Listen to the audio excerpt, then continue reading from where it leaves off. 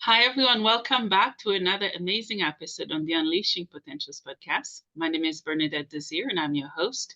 And joining me today is Jerry Fetta. Is that how I pronounce your last name? That is, yep. It's like the cheese with two T's in it. Fetta. Oh, okay. Is that Italian? It may be, but I'm not totally sure actually. But it sounds Oh, Italian at least. yeah, that's really cool. Yeah. So, welcome, Jerry. Can you tell us where you're tuning in from? Yeah, thank you. And I am tuning in from Kansas City, on the Kansas side, not the Missouri side. Oh, nice. That's awesome. So, Jerry, to start, can you tell us who you are and what you do? Yeah, absolutely. So I am the founder and CEO of a company called Wealth Dynamics, and the mission for my company is we help good people build more wealth and make the world a better place. And that's kind of my vision. Is I believe that if we can create a world where the majority of wealth is controlled by people who have good intentions, I think good things would happen on this planet as a result. So I grew up, kind of in a very lower class, with poverty and different things happening in my life as a child, and I didn't have a lot of financial education or good financial examples, and it really led to a lot of problems with money. And as I became an adult, I started to learn about it and started to see that this stuff is not too complicated. It's just not taught well. And so a lot of what I do is teaching people, educating people on how to use the same strategies and techniques as the top 1% of wealth have historically, and apply those in their own lives so that they can build wealth and make the world a better place around them. That's awesome. We have so much to dive into. I can't wait and I'm excited. So take us back to your childhood. You gave us a little glimpse of that. What was it like for you? Was it a happy childhood? What did you learn and how are you passing that on to the work that you're doing? Yeah, so I was a pretty happy kid. I was born in Helena, Montana. So I lived there for about 5 years or so. And then when I was five, my family moved to Alaska. And when I was a kid growing up, I would often hear, my parents fighting, and it was always, usually money related.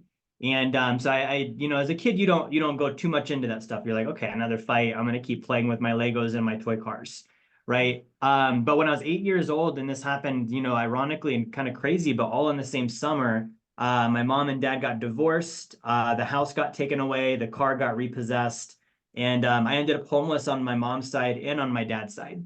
So, at my dad's house, we were living in a tent for the entire summer, and when you're 8, you just think you're camping, right?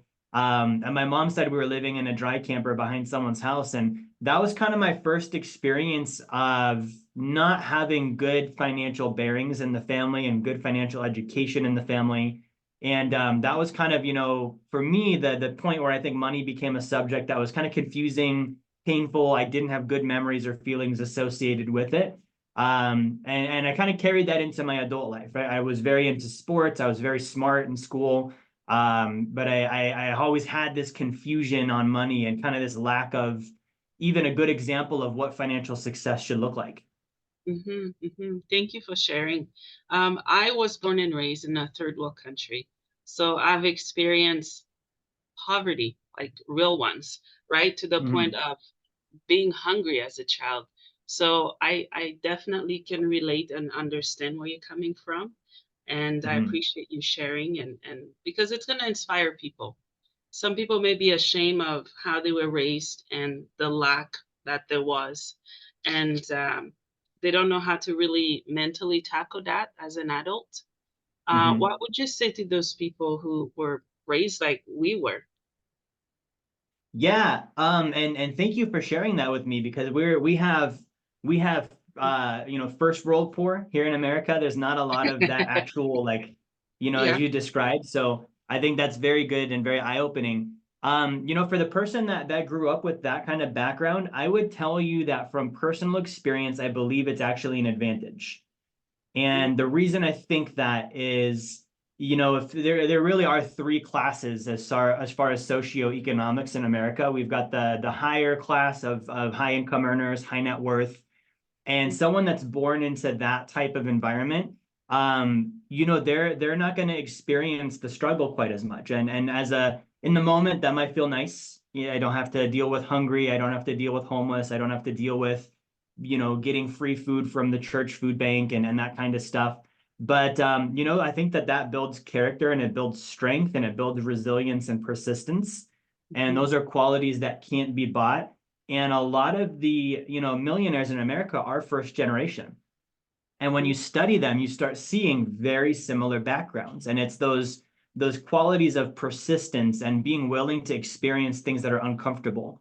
And I know for me, having started out with nothing, I had nothing to lose. I wasn't afraid to take risks. I was like, I'm already at the bottom. The only way I can go is up at this point. Yeah. So that's what I would say is don't be ashamed of it.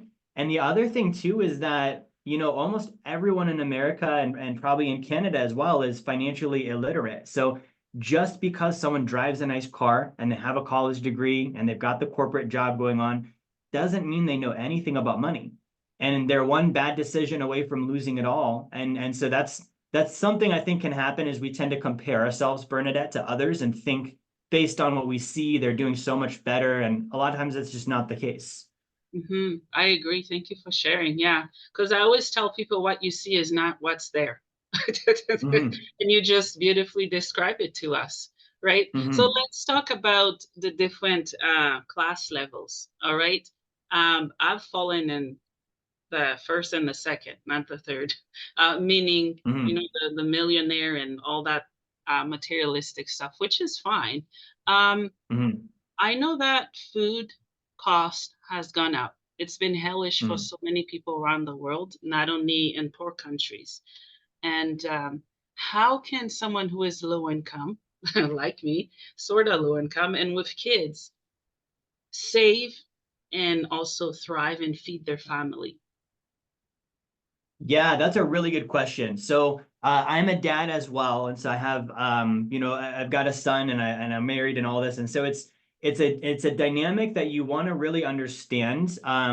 When we hear the word economy, right? A lot of times we think of like the stock market, and we think of like the interest rates, and we think of the things we see on the news. It's not very well known that the word economy at its root, the origin of that word, it actually means the management of a personal household. And so when somebody's thinking economy, what I want them to think about is you are your own economy. Your household is your economy. And I've been low income, and the way that I got out of low income was I increased my income in it. And it really is it's tougher when you have kids because there's more balancing to do. You really got to figure out how Yeah. do I handle all these different aspects and still put the time in and all of this stuff. And I think if you're single and if you have kids, it's much harder because you don't have a partner there doing it with you. So I would say, if you're in that circumstance and you're like, okay, how do I do all of this? I think it's really important to have good goals for the future. Have goals for you, have goals for your children. If you have a spouse, have goals for them as a family as well, and really keep the attention on those. Because what can happen is as a parent, a lot of times it's very easy to live in the past, right? What happened to me, I want to prevent that from happening to my child. Or the past experience I had, I'm going to keep thinking about it and it keeps kind of continuing to happen to me because I keep putting attention on it. And the other thing that can happen is we live sometimes as parents too much in the present where we don't think about the future. We're just so back to back on errands and bills and things that we've got to take care of that we don't think about based on what I'm doing today, what's 5 years going to look like? And so that's the one thing I would change, Bernadette, as a viewpoint, as I would think about instead of based on what I'm doing, what's 5 years is going to look like, I would flip that. I'd say based on what I want 5 years to look like, what should I be doing today? And I would start to rearrange life and I would start to rearrange the income and the things that I do. Now, if someone's low income or lower income, I've totally been there. The number one thing you want to do is you want to increase your financial literacy level, right? We were told go to school and get good grades so you can get a job and maybe go to college and get the career. And all of those things were so that we could earn an income and pay the bills. And we were never taught anything about the thing that we're doing. We were never taught how money works. We were never taught what to do with it once we get it. So it's kind of like playing a game and not knowing what a ball is and not knowing what the goal looks like Yeah. and not knowing where the boundary lines are. Mhm. So the literacy thing is important. And the other thing I would say too is once you've got financial literacy down, you really want to start working on mindset, right? The two things that separate the top 1% from the rest actually start with their understanding of money, like just the financial IQ, then also the mindset. right? And so they think about things a bit differently and they view things a bit differently. And if you can start to view things differently, you'll start to see aspects and things you can do and opportunities you may have not thought of before. The third thing is really increasing your skill set, right? So whatever the thing is that you do to earn income, I would invest in education to get better at that thing. And that can improve, if you're working on an hourly wage, you might get more hours, you might get a pay raise, you might get bonuses, but you're always your best investment. And those are the things I would tell someone to focus on to really raise that income. Yeah, thank you for sharing. Yeah, financial literacy. I We think were so. never taught it. No, nope, I wasn't. I'm learning the hard way because I'm a single mom. I have two kids. They never stop eating. They always need Mhm. stuff. And we have 4 seasons here. When winter and I constantly have to buy new things for them. And I know other people in very similar situation. It takes a toll on the mind, on the psyche, Mhm. on the physical body. And people are developing chronic health issues that they wouldn't otherwise have if they had money, which Mhm. is very sad because it's not only that they're lacking money and material stuff they need to survive, it's killing them, if I may put it that way. What are your thoughts on that? Yeah, I mean, Gandhi has a quote. It's poverty is the worst form of violence. Mm, And it's very true, right? When you think about that, it's like part of my story. So my mom died of cancer when I was like 21 years old, mm, right? And I was low income, I was newly married, I was making maybe 20, $30,000 a year. And it was one of those things where I couldn't take time off work or I wouldn't survive. Rent wouldn't be paid, I wouldn't have food. It was like that much kind of hand to mouth, right? And so my mom passed away a few days after Christmas, and I was not able to get work off for Christmas to spend her final Christmas with her, right? And that was not a decision I liked. It was like a decision that it wasn't really a choice. I was just like, I need to get off work. Sorry, no one can take your shift. I either lose my job and you can't pay rent and groceries and all this stuff, or I don't get Christmas with my mom. And I had to make that tough call. So that was a moment for me where, and I think this is really important for all of us that have been in that situation or in a similar situation. mhm, Um, please don't agree with those things. When that happens to you, that should piss you off. You should say, I will never let this happen again. I'm going to take responsibility. I'm taking control of this. I'm gonna have this mindset in my life where if something happens to me, it means I'm the victim. And I don't like that because then I can't be in control of preventing it or changing things. So even when stuff happens to me, I try and find out, well, what did I do that somehow caused that? And by doing that, even if it's a bad thing I didn't like, it at least puts me in power and I can say, okay, well, I did this, this, and this. And because of that, I was super tight on rent and didn't have savings. And then I wasn't able to say, hey, screw this job. My mom is more important. Right. And I start to look at those things and look for, well, where was I the one that was at cause? And where can I be the victor instead of the victim? mhm, Um, so that's kind of my thought. It definitely has an impact. Finances are a resource, and when someone is low on resources, they're going to have less energy, they're going to have less options. mhm, And it's the way the game is rigged on this planet right now. So that's why I'm so passionate about teaching people what are the rules? How do you win at this game? Because the rules are not super complicated, but they're made out to be by people who don't want us to know them. And if you start to understand those things, you start to learn what really is true, and it becomes a very easy game to play. mhm. Yeah, I love that. Thank you for sharing. You're also the founder of several companies. What are your companies and how and when did you start them? Yeah, so the first one is wealth dynamics, and that's kind of been my passion project. I've been an entrepreneur since I was 18 years old, and I'm turning 32 this year, right? So that's 12, 13 years, right? So this is all I've done for the last, decade plus of my life. And that really is, educating people on money and the things I've discussed today. Mhm, The other company that I'm an owner in is a company called Fraud Free World. And one of the things that happens is as you start learning about finances, you have the barriers of just like, I don't have the knowledge. And then you're like, okay, well, how does all this stuff work? Mortgages and retirement accounts and this and that. And you start learning these things. And then it's like, okay, good. I know these things, but which ones do I do? And as you start getting into that, it's very easy to be taken advantage of. Financial fraud is one of the top problems in the United States today. I was actually taken advantage of an investment fund. I lost a lot of money because of financial fraud. And so when I had that, it was again one of those moments where I said, okay, what was I responsible for? Like, even though this guy screwed me over and took a lot of money from me, how was I responsible? How did I cause this? And it came down to knowledge. I was like, there are things that I didn't think about. There are things that I didn't know. So I created this initiative of Fraud-Free World to spread awareness, financial literacy, prevention, and also to help make whole those that were adversely affected by similar instances of fraud. So that's one of my companies. The other one I have is called the Effective Management Association for Financial Services.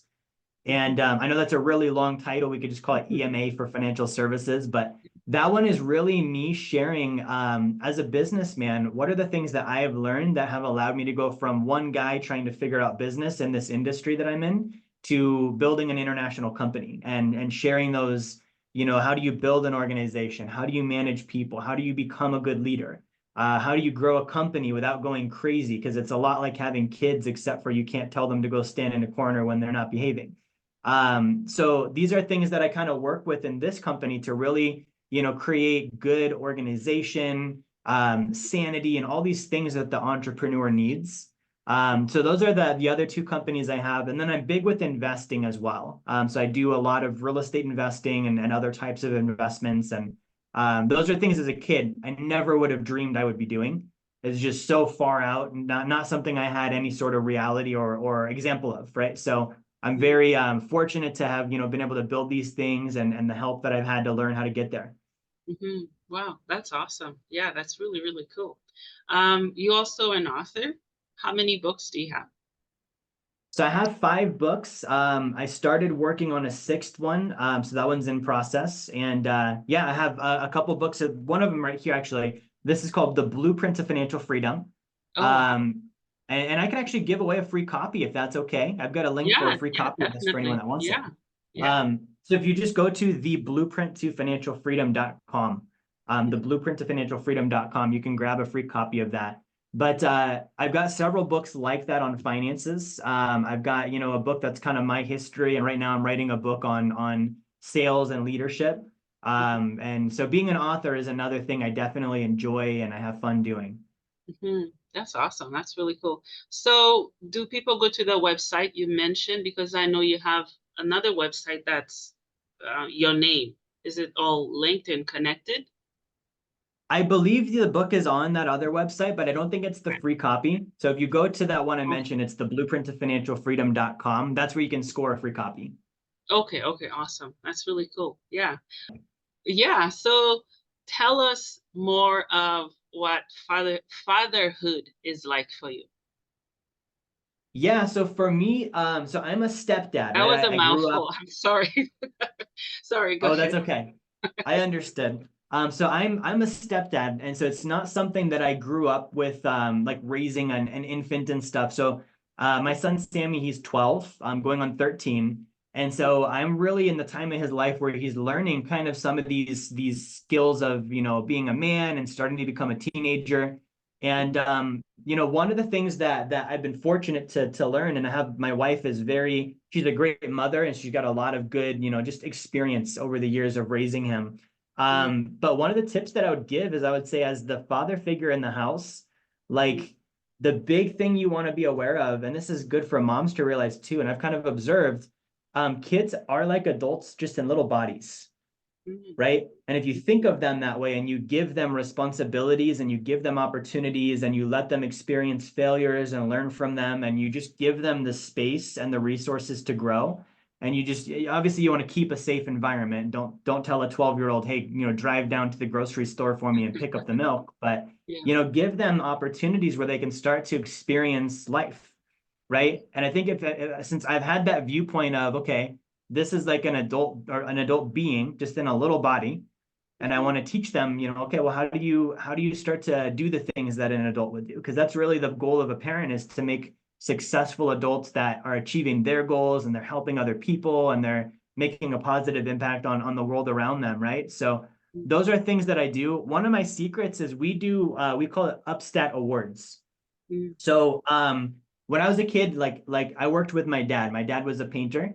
So he would actually give me a job and I would go to work with him and help him with his painting jobs. And I made like, $2 an hour or something. It was not a lot of money, but when you're 7, 8, 10, it's kind of a cool thing. So with Sammy, we basically have a point system.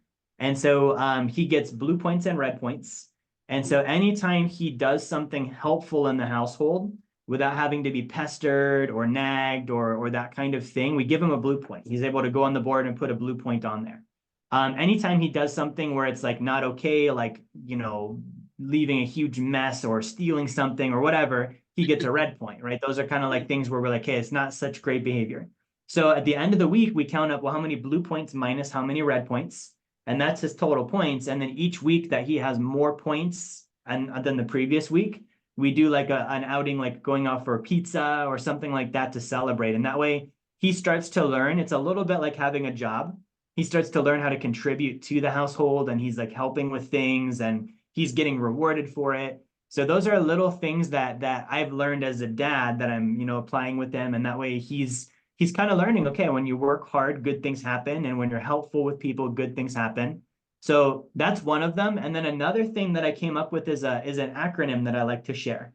Mhm. So it's just the word help, HELP, right? But what it stands for is really four main activities that any kid and really any adult, like adults should do this also. Adults are we sometimes forget how to be kids, right? But what I've taught Sammy is every day you start the day out looking for some way to help someone. So that's what the H stands for. And help is defined as doing something good for someone and not expecting anything in return, right? Just because you want to be a good person and help them. The E stands for earn. So every day you should look for a way to earn, right? How do I earn points or money or allowance or a play date or whatever? And you do that by contributing and then doing valuable things for, your family and the people that depend on you and that you depend on. The L in this stands for learn. So every day you should learn something new. And then the P stands for play. Every day you should play. You should find something playful to do. So that's kind of what I'm working with them on is every day, okay, great. How can I help someone? How can I earn and get more points? How can I learn something new today?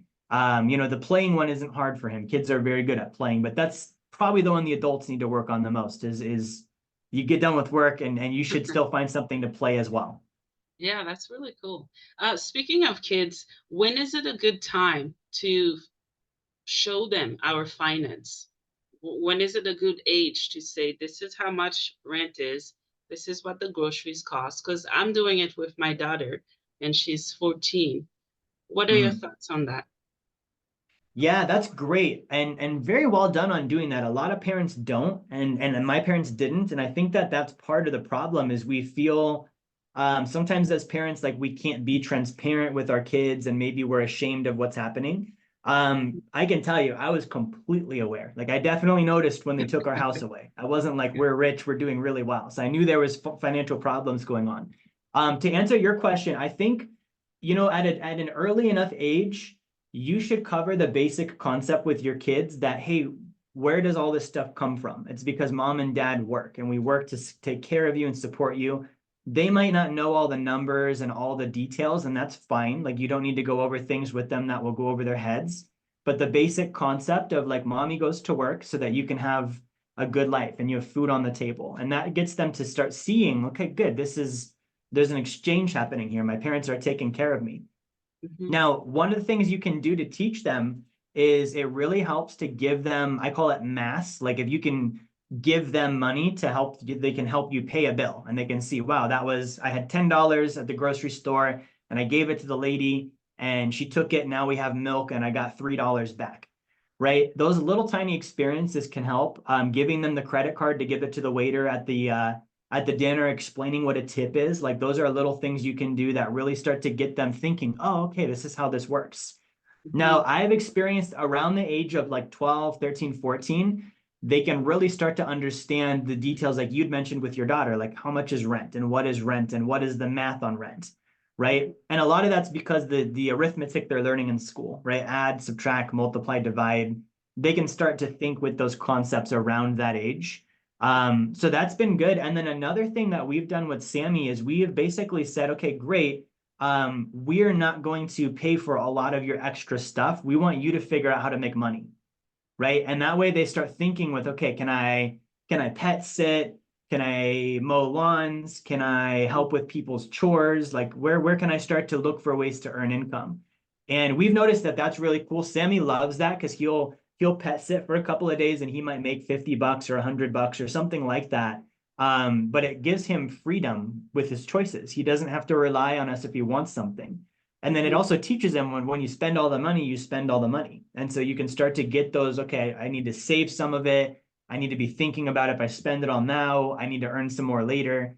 So those are little things we've done. And I think that that's a good age for those things to happen. Yeah, thank you for sharing. As you were talking, so much is coming to mind. Let's talk Oh, about good. relationships. We've seen that relationship have been destroyed, ruined over financial situations. Let's talk about married couples versus, someone who's just sharing a child together, custody stuff. We'll start with people that are married. I'm not, so I have no idea. So teach me. Yeah, so that's a really good one. So with married couples, like so the first thing that happens, and I want to maybe get into a couple of the reasons why it happens and why it doesn't work out, and that way people can think about, oh, that makes sense, right?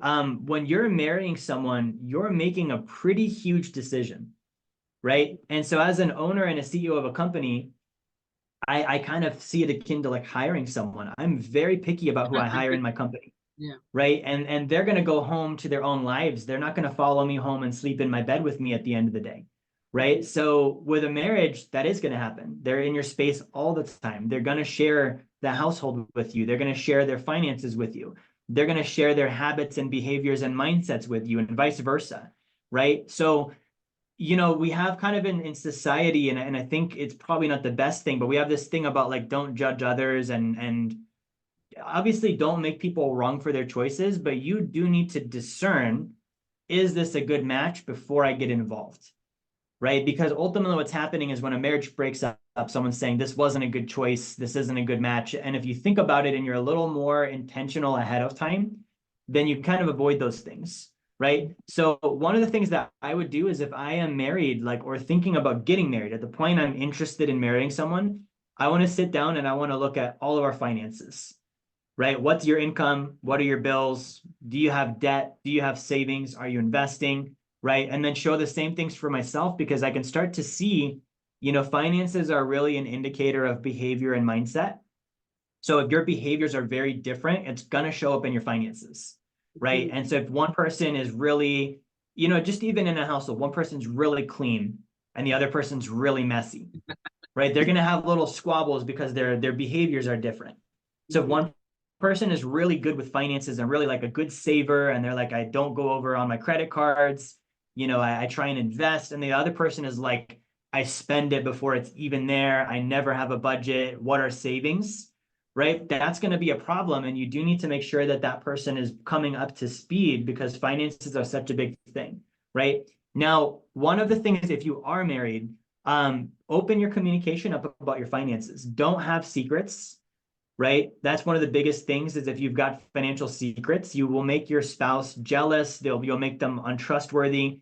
And those are things that you don't want to have happening in a marriage, right? The other thing too that we do is we have an allocation system. So every week when we get paid, the money goes into one account and we've predetermined percentages of where it's going to go to. Okay, we can spend 15% on housing. We're going to spend 9% of it on groceries, right? And we've got this broken down into a pretty workable system. And so each week when that money comes in, we then can look at, okay, how much gets to go to each account? Rent, groceries, fun, outings, whatever. And that way we're both aware of it and we agree on, okay, good. Maybe we made a little less money this week. We're not going to go out as much this week, right? Or maybe we did really good. Like we sold some stuff or we worked extra hours and that's a big paycheck. And we've got a little bit more money in the date night allocation and we're going to go celebrate and enjoy ourselves, right? So I think that's a really good starting point for those that are married and they really want to open up communication on the finances. And again, it comes down to the goal. You don't want to live in the past or the present. You want to live in the future. So I want you to think about what is the 10-year projection of my current financial habits, and where would I like my family to be at financially in 10 years? And based on that, like, what kinds of things do we need to be thinking about and talking about as a couple to ensure that we're on track for that? Yeah, thank you for sharing. Yeah, I think sometimes we don't see time catching up to us. Like when you said 10 years, 5 years, and then, oh shoot, it's 5 years. There's nothing there, right? And we Yeah, just kind exactly. of, we don't really save. And I'm guilty of that too. We don't really save. I'm just spending in the moment. And then, oh my gosh, what just happened? Right? Yeah. Yeah, yeah. Mhm. Let's talk about um, men being able to provide. I'm not a Mhm. man, but I know, I grew up in a poor country. I knew that my father's temperament, behavior changed, knowing that he couldn't provide. It really hurt him emotionally, his psyche, his manhood.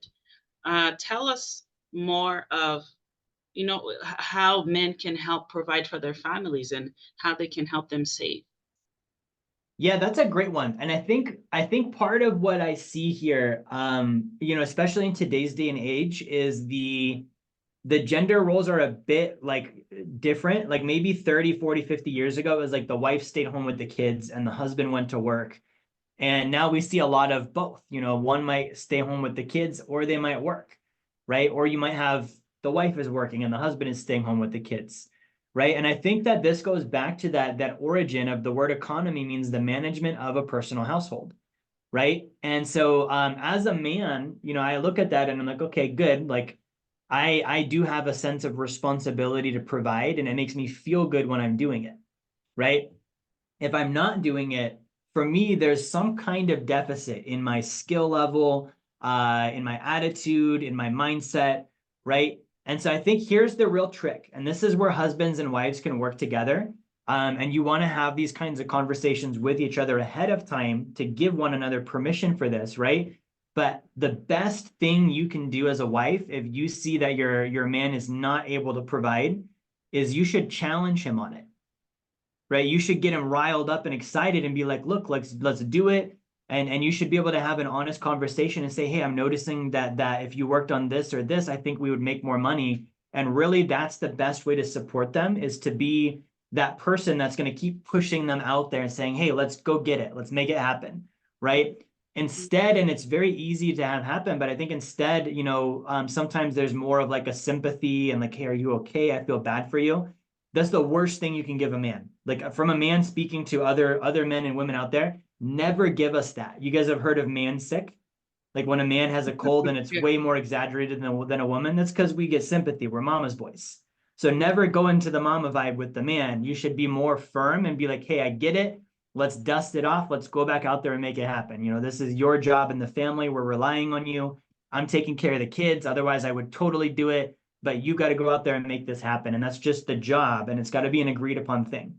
Yeah, thank you for sharing. Let's talk about, being people eating out. I don't Yeah. do it as much. It's a treat for me and my house because um, it can get expensive.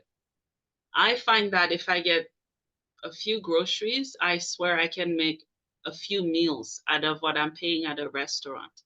What are Mm. your thoughts on partners agreeing on how much they can spend monthly at restaurants?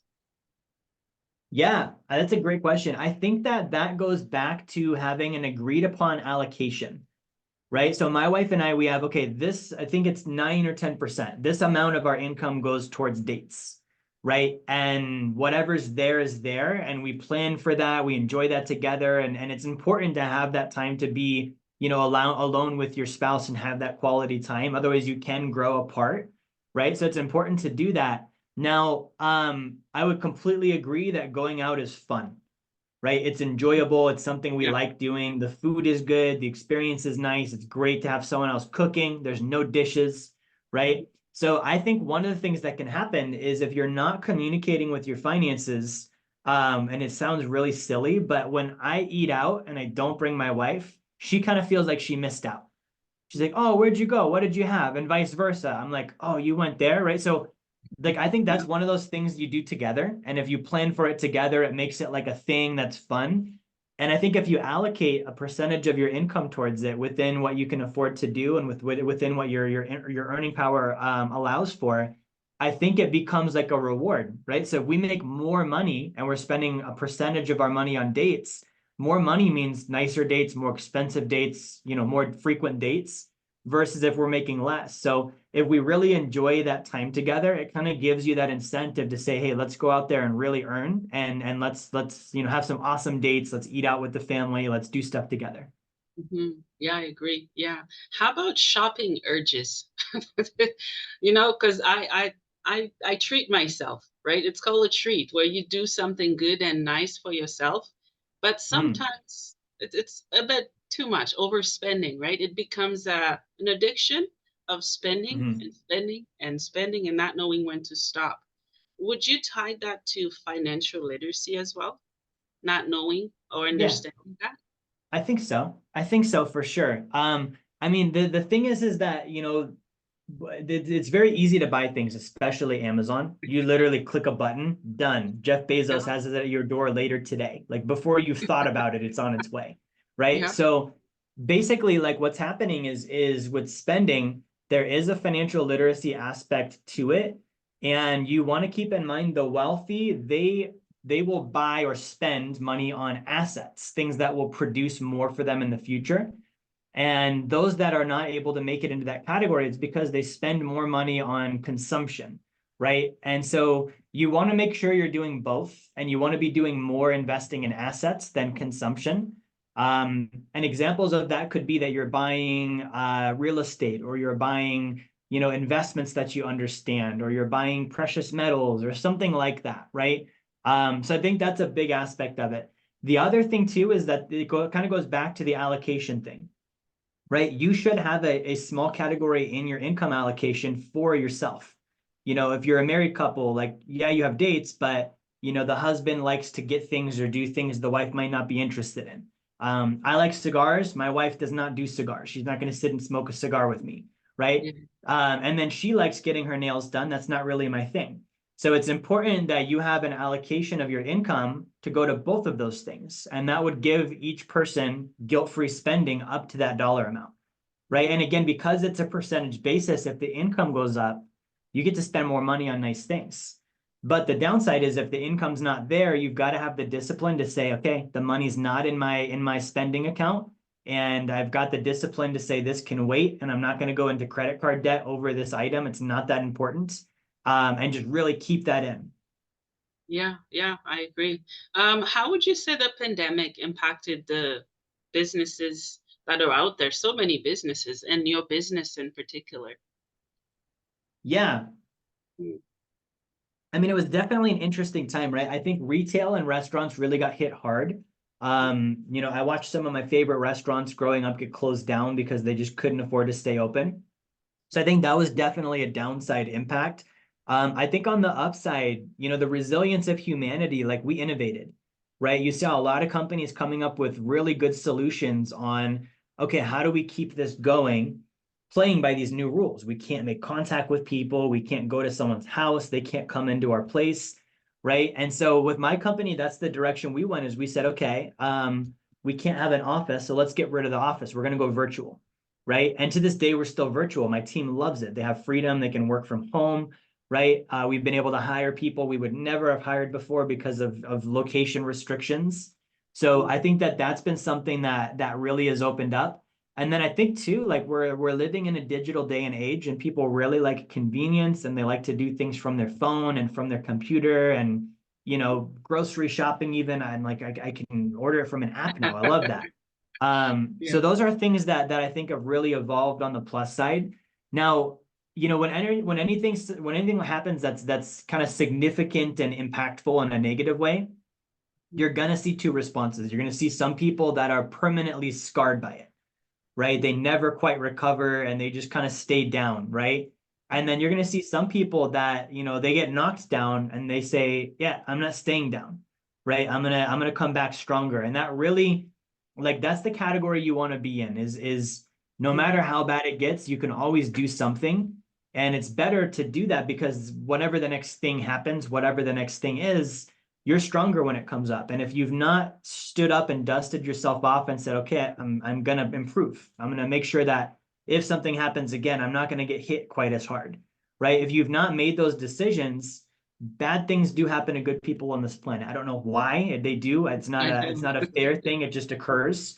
And, I don't want anyone that's listening to be the person that you're a good person, but because you stayed down and you didn't really build up that resilience, the next one comes and it's worse because you're still recovering from the previous one. Yeah, I agree. Yeah. Let's talk about taxes. I know there's taxes in the States and also here and many other countries around the world.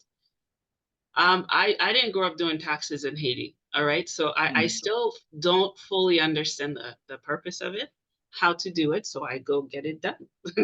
Right. Because we're Yeah. coming up to tax season and I don't have a business that I have to file for. Tell me the process as an example of how people can go about doing their taxes and getting educated about taxes.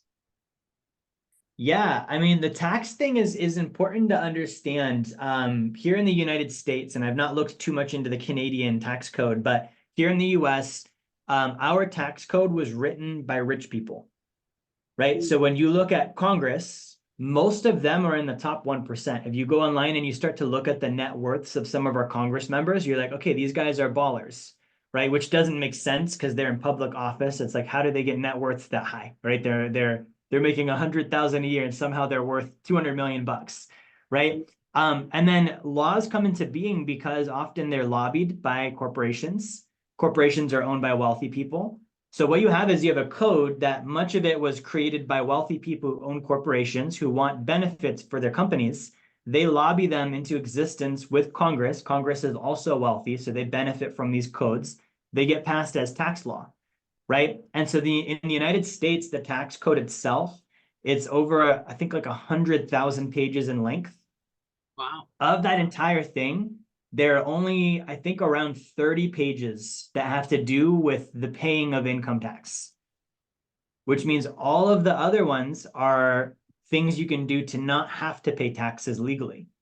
And again, it just comes down to a financial literacy thing. We were never taught this, but this would have been maybe one of the first things I would like to know. Like when I got my first paycheck, I don't know about you, when I got my first paycheck when I was like 16, 17, I had a number in my head and I was like, I worked this much. This is my hourly rate. I bet I'm going to make this much. And I looked at my check, way lower. And I was like, where did my money go? Like I could have swore, and they were like, that's called taxes, right? So you can lower them. It's important to, again, study and have good financial IQ on these items. And then it's really important, number one, to work with a tax professional who can keep you out of trouble with your tax authorities, right? When you start getting into creative ways to lower your taxes, I'm not going to be gloom and doom and say it's all risky, but if you don't do something right, just like performing surgery, if you don't do something right, bad things can happen. So you want to make sure you've got someone that understands that and can say, hey, these are the legal boundaries we need to stay in. As long as we stay in these lines, you're safe. If we go outside of them, you're at risk. So let's stay in these lines. Okay. The other thing you want to look for is you want to look for a tax professional who believes that they're working for you, not for the IRS or whoever your revenue collection agency is in your country, right? So if they have the viewpoint that they work for the tax man, what are they trying to do? They're just trying to get your return done and your taxes paid so that the tax collector can get their money, and that's that. If they have the viewpoint that, hey, I work for Bernadette and my job is to give her the lowest tax bill possible because the tax man is actually the bad guy, right? He takes a lot, doesn't give very much. So we're going to prevent that. We're going to reduce that. We're going to stay within the law, but I'm going to bring this tax bill down as low as I can possibly bring it. That's the kind of person you want to work with. And they are out there, but it takes a lot of just, scouring and asking good questions and interviewing people to find out, is this one of those people that's really going to work for me and be on my side? Yeah, I agree. And people should also keep the government on their side because I don't know, we can get in trouble pretty quick with them, right? At Yeah. least here from experience, right? If you miss one digit, one number, and you don't file for a certain time, I try to stay on the good side because I like to be stress free and I have to deal with the consequences of it. Yeah, absolutely. And really that really good tax person should be kind of the mediator between you and the government. So they should be looking at, okay, cool, we saved some money here and we're not in trouble, right? So that way you can be stress-free, keep as much of your income as possible, and you know that if anything happens, they've got your back. Yeah, yeah, and I know some of those incidences, they're by people who don't understand English, right? Immigrants. There are Oh, lots yeah. of immigrant resources. I've had Hmm. to go to many of them. I still contact if I need help because the language is different. Even though someone may be a physicist or a math person, very smart from a different country and culture, you come to the English culture, Lord have mercy, because it's hard. I thought I knew Yeah, it all. I'm like, what? I thought this was right. Like, no. So it's just to kind of humble the self and let people teach you, right? I've had to absolutely. do that, right? Some people they don't want to be taught or told anything. They don't want to be told how to spend their money because they earn it, they work for it, right? What are your thoughts? Yeah, I mean, you're only as right as your results. That's my thought in life. Right. So Yeah. if I have bad results, like I used to be a personal trainer at a gym when I was younger.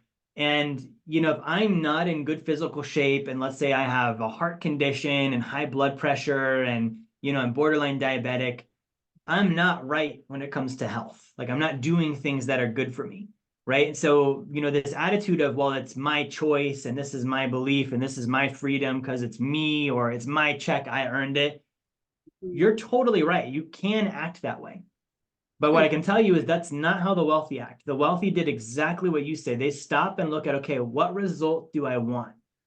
What Mhm. do I want the future to look like? And if I'm missing knowledge, who has that knowledge? Because it's not like it doesn't exist, right? Mhm. Who has that knowledge and how do I go talk to them and let them teach me and learn from them and be humble enough to do that?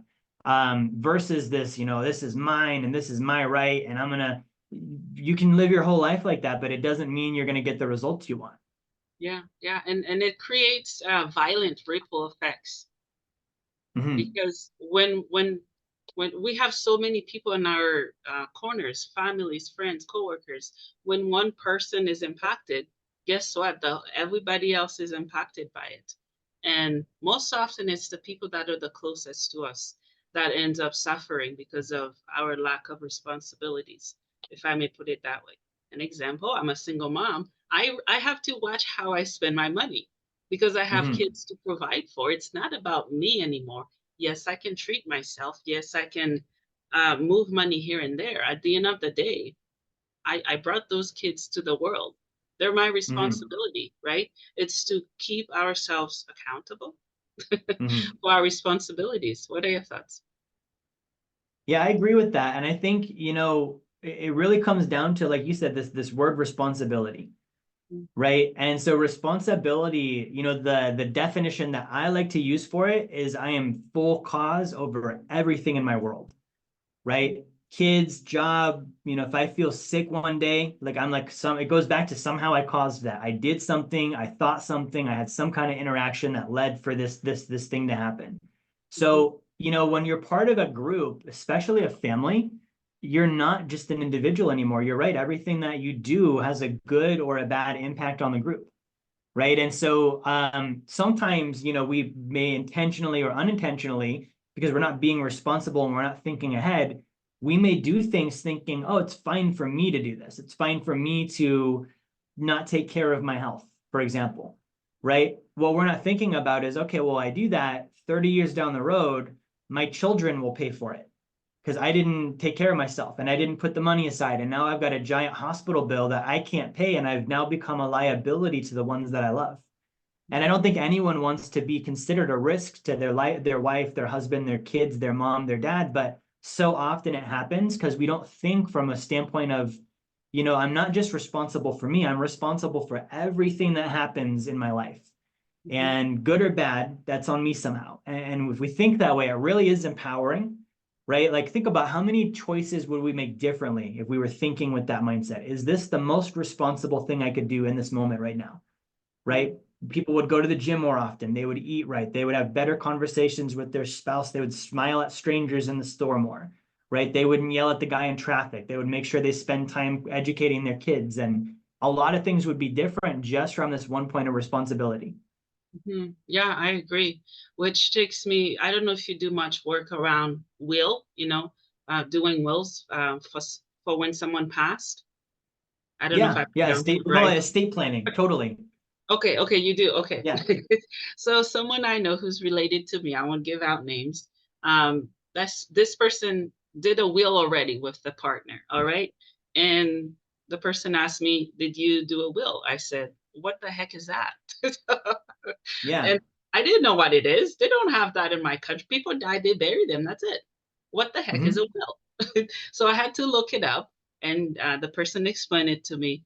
I'm like, no. Are you planning on killing me? What the heck is a will? I was joking around about it. So do you get many people asking about this as well, or is it just me? You know, a lot of people have a similar response where they may have heard about it before, they don't really know what it is, and it's one of those things where like you hear it and you're like, that's a should do. Like as an adult, I know I'm supposed to do that. I don't know what it is. I don't know how to do it, but I know it's one of those things that's on the list of things adults should do, right? I think that as a family, like a mom, a dad, like if you've got people that are depending on you, right? Two of the first things you should do, obviously you want to have your income under control. You want to have your allocation in place and you're learning about money, right? But from like, okay, what do I set up and structure for my family? I think one of the first things you should do is have a will and have life insurance, right? And the reasons for that are you're setting your family up for the future, right? So when I was a kid, we would play board games all the time, and my family cheated a lot, right? And cheating is the easiest way to win because you're like, I've already figured out I'm gonna win at the end. Having life insurance in a will is like cheating, but it's legal. You already know your kids are going to be taken care of. You already know your spouse is going to be taken care of, whether you achieve your goals or not. And hopefully you do and you're pushing for your goals. But it's like whether I get there or not, they're okay no matter what.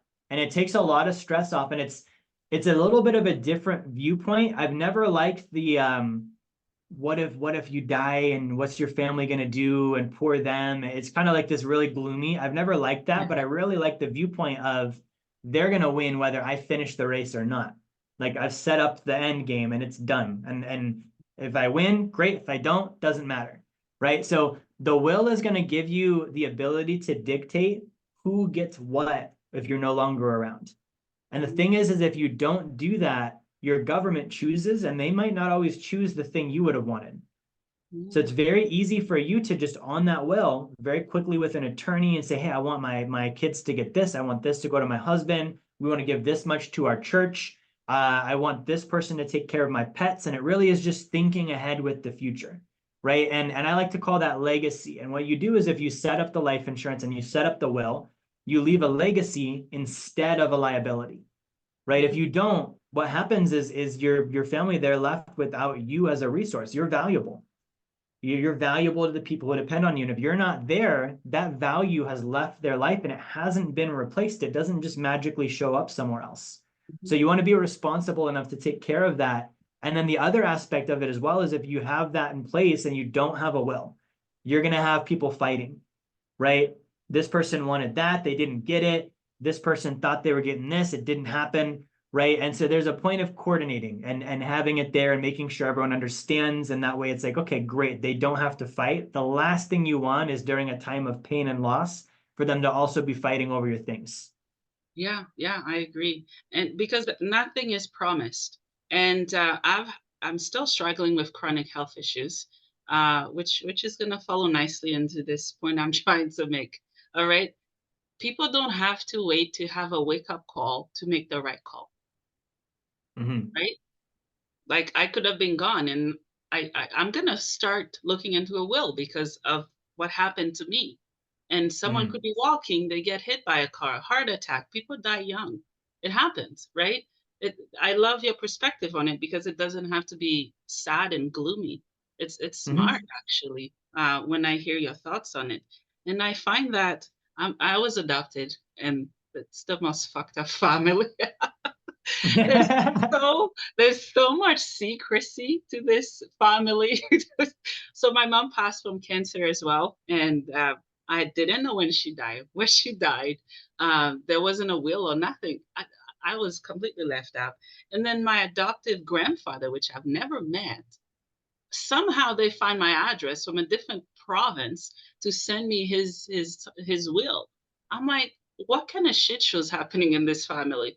First of all, I didn't know I had an adoptive grandpa. Why am I getting a will? And secrecy, that can truly destroy anything. What are your Mm. thoughts on on families opening up, agreeing and coming together for if the worst happens? I think we touched on it a little bit, but I was trying to tag in, not keeping secrets. Yeah, I get it. Yeah, and I think, the only people who keep secrets are people who have something to hide. Oh, And I if love somebody has that. something to hide from me, they're already in that risk category, right? Mhm. People who have things to hide, typically they did things they're not proud of, they don't want them known. And for me, that's kind of risky. So when I have someone like that, family or not, right? I believe family is something you choose, right? Relatives, maybe you're born into them or adopted by them. That's not really your choice. Family, you choose. Yeah, I'm gonna intentionally have this person in my group, and I'm gonna take care of them, and we're not gonna keep secrets from each other. I think that's a huge thing. So, a lot of stories are out there where people are secretive. I read a book of a mentor of mine where his dad passed away and his two brothers kept secrets. They disowned him out of the will without telling him. They took him off the life insurance policy without telling him. They convinced the dad to take all his inheritance without telling him. And it's all secrets, right? So people who keep secrets aren't people I keep, right? So if they're going to keep secrets, I'm not going to keep them. And I think that's an important thing to understand. And that's not everybody. Like that might be like 1 out of 5 people, right? Like most people are good. They're not secretive. They're not weird. 1 out of 5 or so, it's like, okay, yeah, that's a bad apple. And I'm going to Mhm. put some distance there. Yeah, yeah, yeah, I agree. Yeah. What an amazing conversation this has been. But I have a few questions as we wrap up. Do you have anything else that we didn't touch on that you'd like to share with my audience?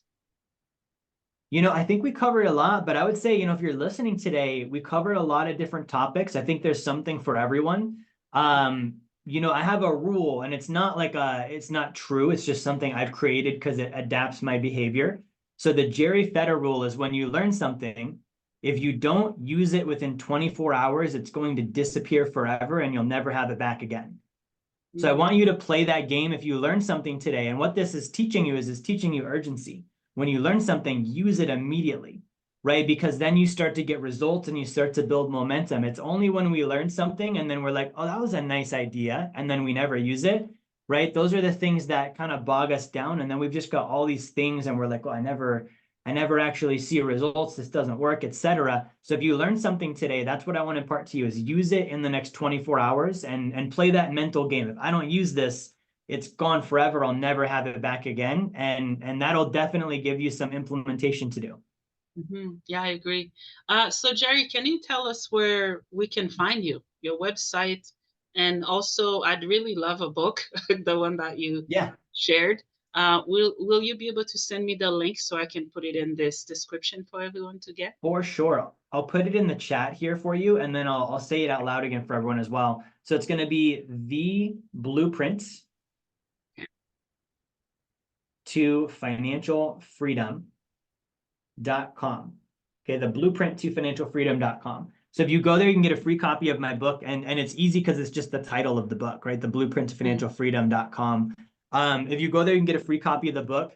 And on there, you should also, be able to follow me. So I'm the most active probably on TikTok. So if you go to the real Jerry Fetta at TikTok, you can follow me there as well.